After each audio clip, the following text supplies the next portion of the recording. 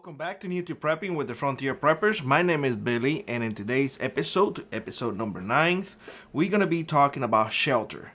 But before we jump into today's video, I would recommend you to go and visit our second episode in this series where we talked about location. Location is going to dictate quite a bit of things, especially shelter.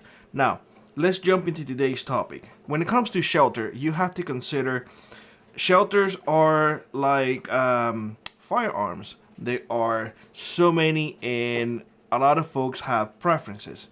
Now, I'm gonna stick with the let's practice right now what shelter you need, because in later videos when it comes to shelters, we're gonna be diving more into if you need to bug out, what type of shelter you should use. So let's leave those in-depth videos for later on in the future. We're still at the very beginning of this journey, so I don't want to bombard you with stuff that you need to worry about later on. Let's just focus on the now. Now, shelter. The first one that you should consider is the house that you live in.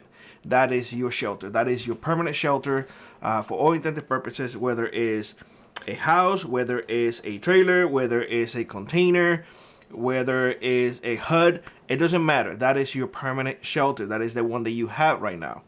However, there come times that you may be like, well, I need to be aware of other types of shelter because, I want to start practicing, my skills and whatnot. And I want to go out over the weekend and, make a shelter. Well, that is what we definitely going to be pushing forth in this video. Shelter, but let's keep it as, as simple as possible. Now, like I said, there are many ways to have a shelter. There are many options in the market, from $50 to thousands of dollars, honestly. Let's begin at the $50 and let's move on to others. That way I can give you some options, because the location will definitely dictate how to what type of shelter you're going to be needing or using. Now, I'm going to give you, again, like I said before, 2 scenarios. It's going to be Florida and Alaska, because those are the places that I had lived. One is extreme heat and the other one is extreme cold. So let's consider Florida first. When you go over the weekend and you're like, all right, let me go do a fishing trip, because I want to practice how to fish. I want to practice, just sleeping outside and whatnot. Well, Florida is not a place that gets overly cold, meaning that you really can get away with a lot. I would say a $50 tent from Walmart should give you the basic knowledge of the things that you may want to start practicing. That way you don't spend a lot of money, and then you get used to the outdoors, because not everybody's used to the outdoors. I mean, I'm gonna be honest with y'all. Who wants to be outside, hot, getting bitten by mosquitoes, and being annoyed by gnats? Nobody. So most of us have created a castle in our homes, meaning that we have temperature control, we have heaters, we have snacks and whatnot. So we are very comfortable in our homes. So when we go elsewhere, well, it becomes uncomfortable. And quite honest, we do sometimes have to embrace the suck, because not all the time is going to be comfortable. So that's what you're doing. You are going over the weekend. Don't let nobody come and say, oh, you're just a weekend warrior. No. You are a person who is being trained on the weekends. How about that? You are training yourself over the weekend, because that is the time that you have. If you have more time, definitely you will do it more. But right now you only have the weekends because, well, you have a job and you have to work, right? So a $50 tent would be more than enough in a place that doesn't have a lot of cold. I would say anything that it gets chilly than 40, I don't think that tent would do good, because most of the time when you get those tents at Walmart, the $50 tent, um, essentially is summer tents. Uh, if you get into a lot of rain, you might have to throw a tarp over it. But those are things you really have to experience. I remember when I was younger, I went to the management area, Holy Land, and this is in South Florida, by the way. And it was summertime.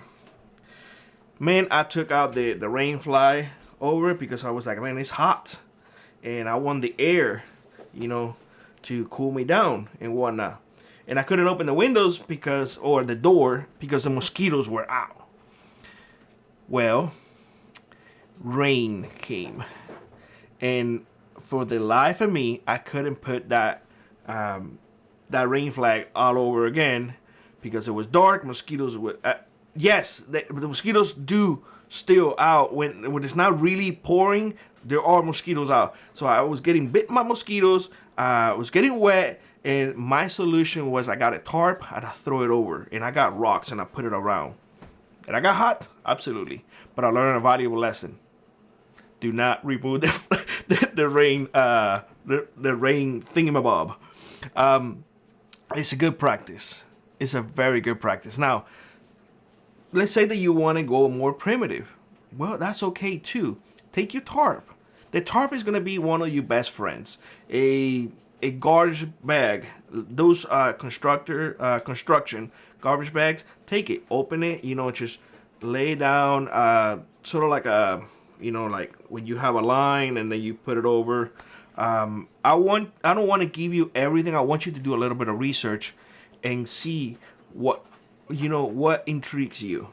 Because if I start giving you the terms and everything and how to do it, step by step, it loses the purpose.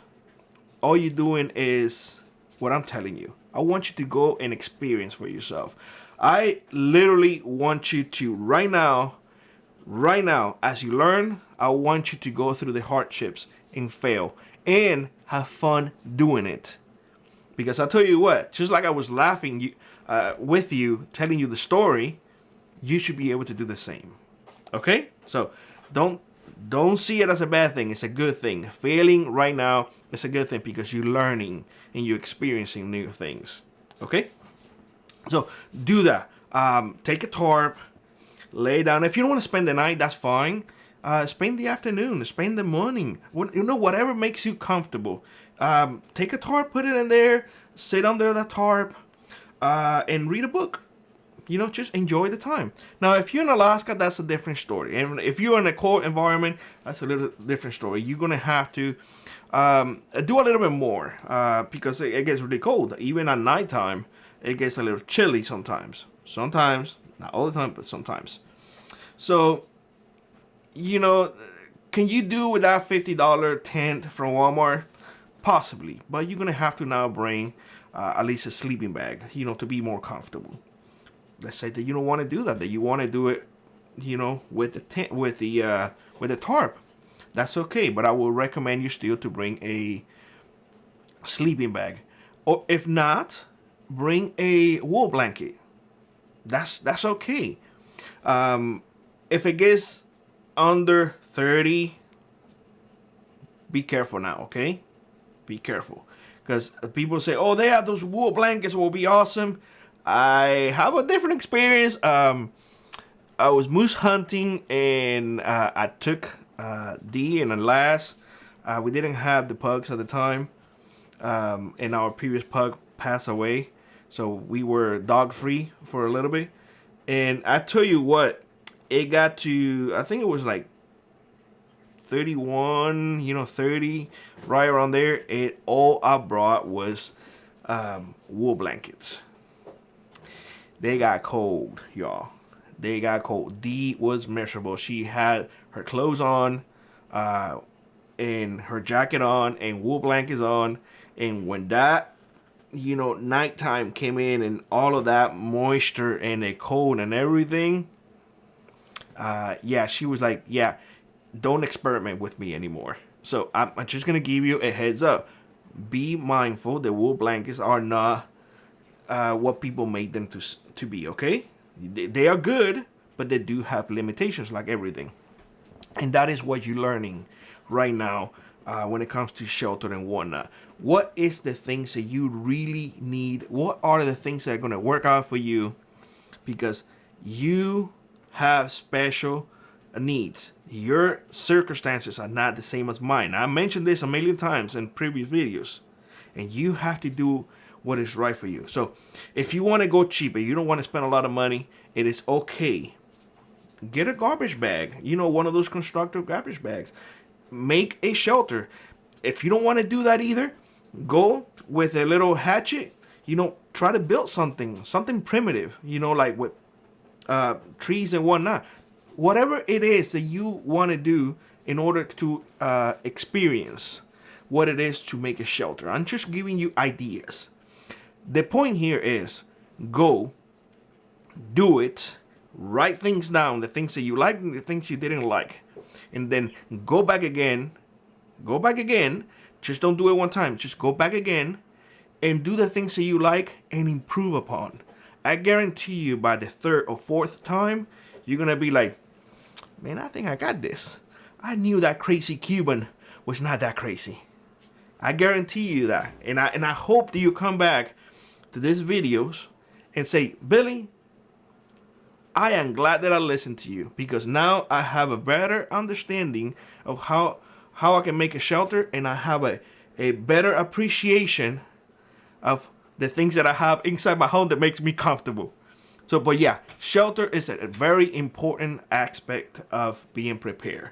Now, granted, depending on your location is how you're going to be doing it. If you live in a city, I don't know if you will be able to do it. Maybe you can, you know, just take a trip to the countryside, maybe a hunting area, a park.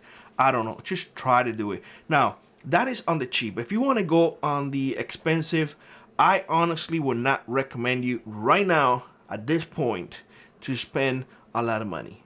If you think you're going to spend more than $200, just stop. Stop, because possibly all of that money is going to be improved upon as you evolve. Now, if you like, all right, Billy, I got plenty of money. Well, then you have the options of roof tents. You have the options of 4-season tents. You have the options of RVs. The sky is the limit. But right now, because I don't want you to spend your money on something that most likely you are, I'm 100% sure that you're going to improve or change, because this is just for learning purposes. Just don't spend more than $200. If you can spend zero, will be much better. In fact, I encourage you just to go and try to create something that will cost you no money. Just go and do it and see what you like and what you don't like. With that being said, I hope you have a great one. Like always, rock on, prep on, and I will see you on the next episode. Next episode, we're going to be talking about fire, so that should be an interesting one. Bye-bye, everybody.